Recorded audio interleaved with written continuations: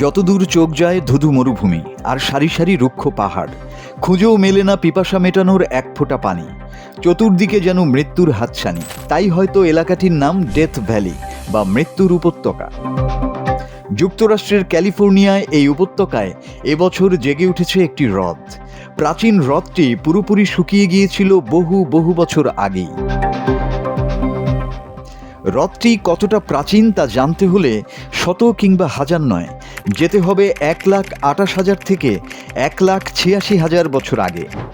ওই সময়ের মধ্যে ক্যালিফোর্নিয়ার সিয়েরা নেভাদা অঞ্চল ঢেকে গিয়েছিল হিমবাহে।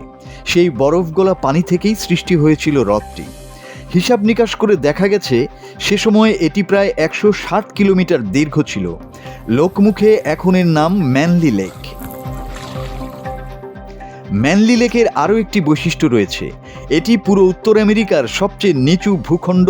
সমুদ্রপৃষ্ঠ থেকে 282 ফুট নিচে এর অবস্থান। পুরো এলাকায় বছর জুড়ে থাকে শুষ্কতা। রোদের তাপে ও গরম বাতাসে চৌচির হয়ে থাকে মাটি। তবে সেখানে নতুন করে পানি জমায় আবার মানুষ হ্রদটির দিকে ছুটেছেন।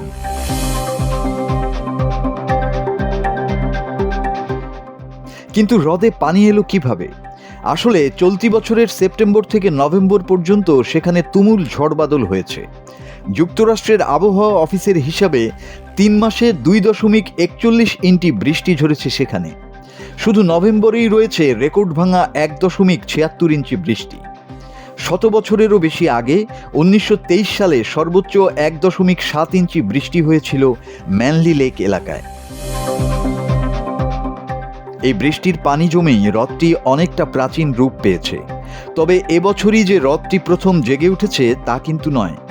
2 বছর আগেও ঘূর্ণিঝড় হিলারি পুরো এলাকা ঝড় বৃষ্টিতে ভাসিয়ে দিয়েছিল। সেবার চলতি বছরের বেশি পানি জমেছিল হ্রদটিতে।